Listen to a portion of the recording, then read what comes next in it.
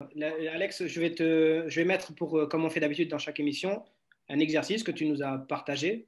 Donc l'idée, c'est encore une fois de proposer, chaque entraîneur qui passe propose un atelier, un exercice, un travail tactique, technique, tout ce qu'on veut, un jeu. Et donc on le partage, comme ça tous les coachs qui écoutent, bien sûr, peuvent après le faire et le tenter et le tester. Donc je partage, tu l'expliques. Vas-y.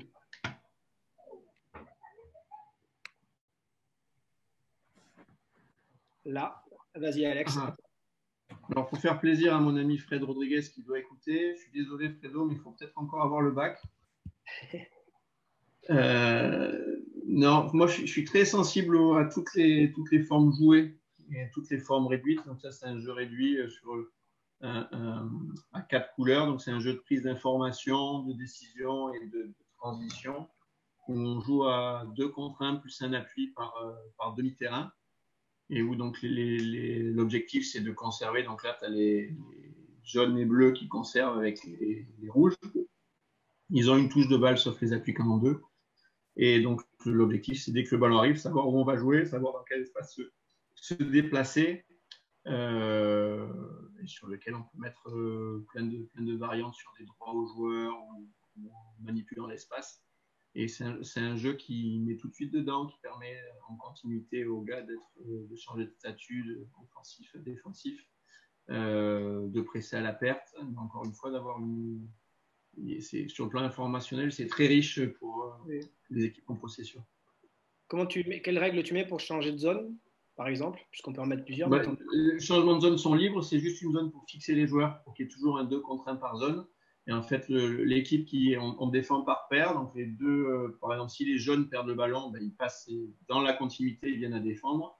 L'équipe qui récupère le ballon se met rapidement et dans la continuité en appui, et l'équipe qui était à appui vient dans le jeu pour passer à la conservation en 2 contre 1.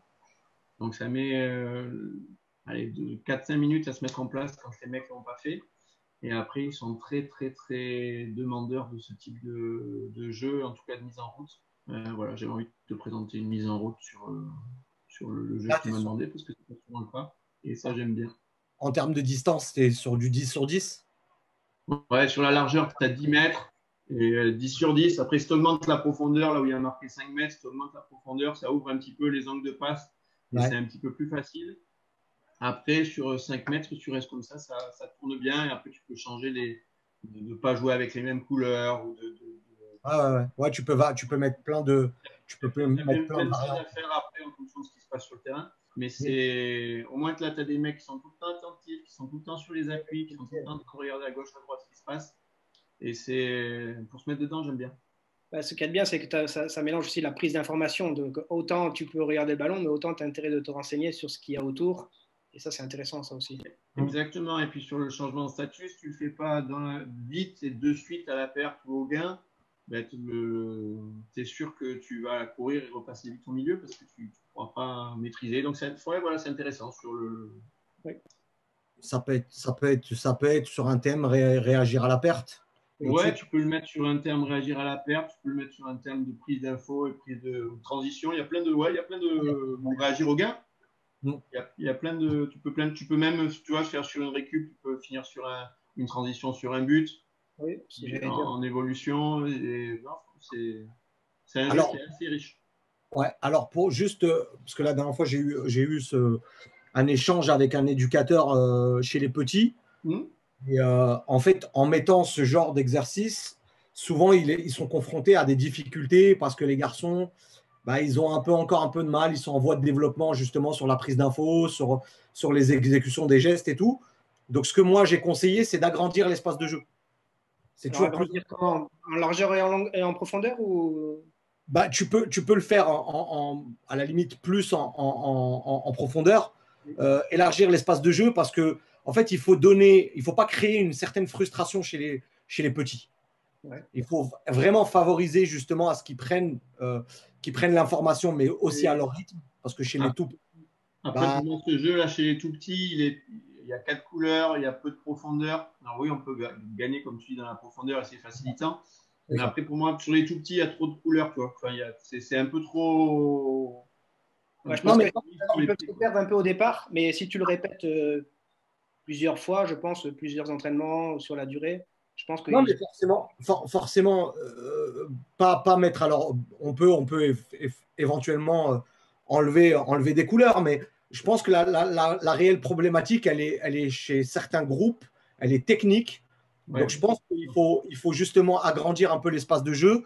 Et puis, une fois que les garçons ils sont un peu à l'aise, je pense on peut réduire au fur et à mesure l'espace de jeu pour les mettre dans une certaine intensité.